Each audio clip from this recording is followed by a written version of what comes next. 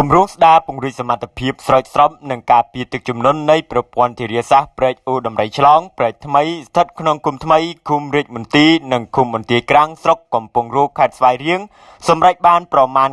95% ហើយនិងគ្រោងបញ្ចប់នៅខែមិថុនាឆ្នាំ2025នេះបើតាមក្រសួងធនធានទឹកនិងឧតុនិយមបានឲ្យដឹងថាការងារសំខាន់របស់គម្រោងរួមមានទី1 ស្ដារព្រែកធម្មជាតិអូរដំរីឆ្លងប្រវែង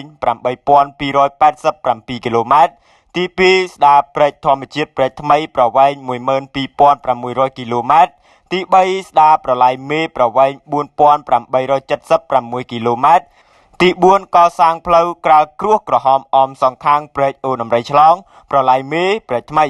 ទី5 ជួសជុលនិងកសាងស្ពានឆ្លងព្រែកអូរដំរីឆ្លងនិងព្រែកថ្មីចំនួន10កន្លែងទី6 ជួសជុលនិងសាងសង់សំណង់សិល្បការតភ្ជាប់ពីប្រឡាយមេព្រែកថ្មីទៅប្រឡាយស្រោចស្រពចំនួន50កន្លែងនិងទី7 កសាងអគារសហគមន៍សម្រាប់ការគ្រប់គ្រងនិងថែទាំប្រព័ន្ធធារាសាស្ត្រ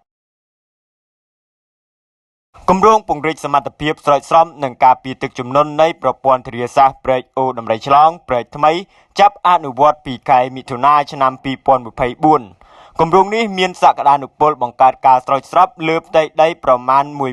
16,200 ហិកតានិងប្រជាពលរដ្ឋទទួលផលប្រមាណ 3,727 គ្រួសារ